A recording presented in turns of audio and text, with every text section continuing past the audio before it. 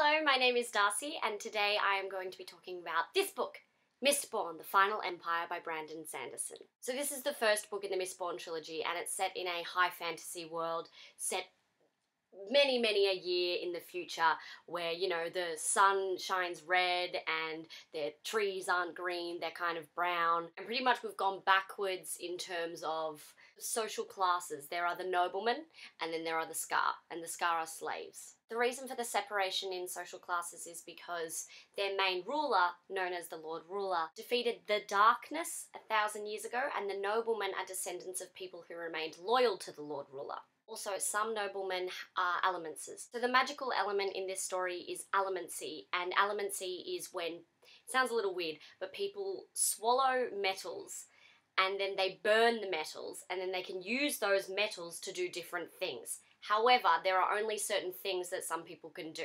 These people are also called mistings. So for example, if I was a misting who could burn brass, the metal brass, I would be called a soother, because I then have the ability, when I'm burning brass, to soothe someone's emotions, to kind of calm them down. However, a Mistborn is somebody who can burn all of the metals, not just one. And this story follows Vin, who is a Mistborn, on her journey to... I can't even explain it.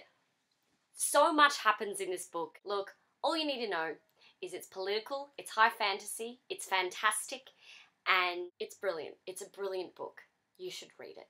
One of the many things that I loved about this book is the use of allomancy. The powers in this book were so interesting, and I still, after reading this whole book, don't feel like I know everything about it. Brandon Sanderson has just thought up of this incredible magic system, and while reading it I was always curious about what else I would discover about allomancy. I don't know if anyone else is like this, but when I read, I underline certain sentences or even paragraphs that I've loved reading, just so I can remind myself of it later. But with this book I kind of took it a step further, and I would write down little theories of what I thought was going to happen next to when something else happened. And that's probably my favourite thing about this book. I was constantly intrigued with what was going to happen next. But at the same time, I didn't want this book to end, and it did, and it...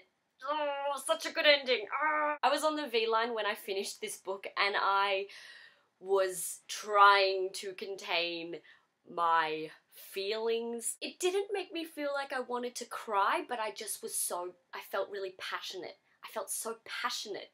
All the characters were delightful. Delightfully awesome. I have to admit, the first kind of like 60 pages of this book, I was reading it going, yeah, like this is great, but I mean, I'm not really completely emotionally invested right now. Ooh, how wrong you were, Darcy. I did not know what was to come, did I? The last 100 pages were just continually blowing my mind. Continually. If you enjoy fantasy, high fantasy, a good story, political issues, well, not enjoy political issues, but you like, you know, something with a little more depth, then I highly recommend Mistborn. You will love it. You will love it. If you don't love it, I will be so shocked. I'll do this.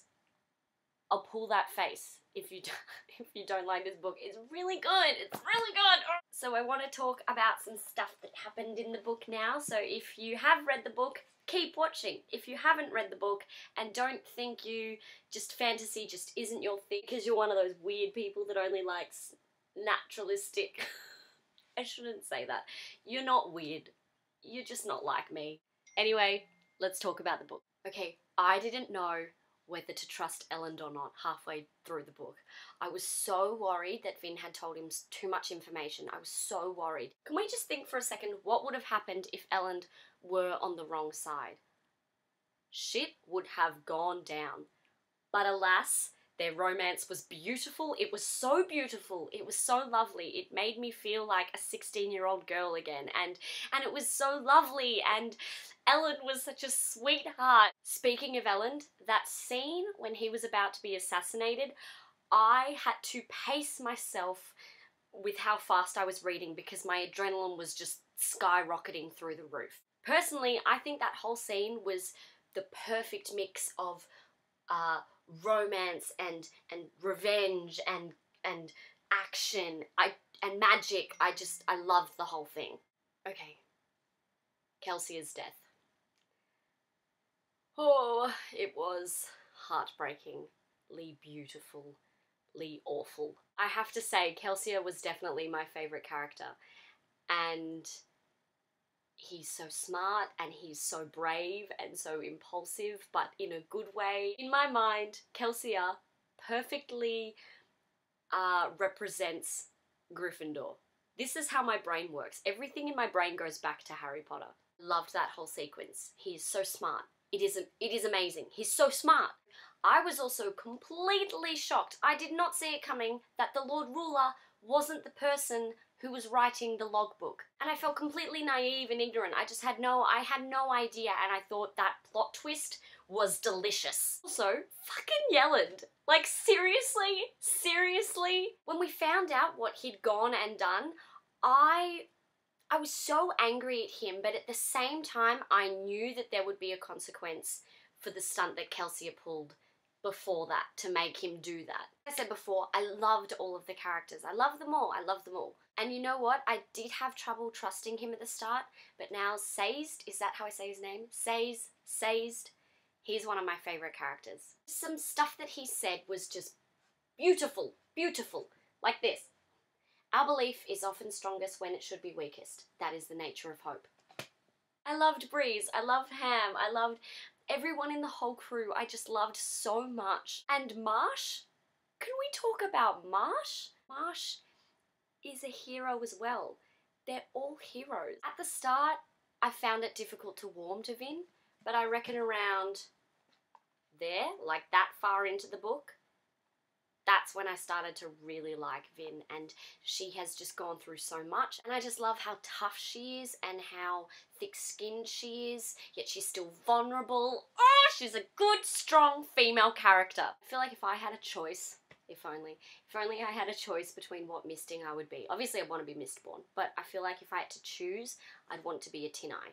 So the whole reason that I picked up this book in the first place at the bookstore is because I wanted to participate in Year of Cosmere, and I am so glad I did. So next month I'll be reading the second Mistborn book, and I couldn't be more thrilled. Awesome, that's all I have to say.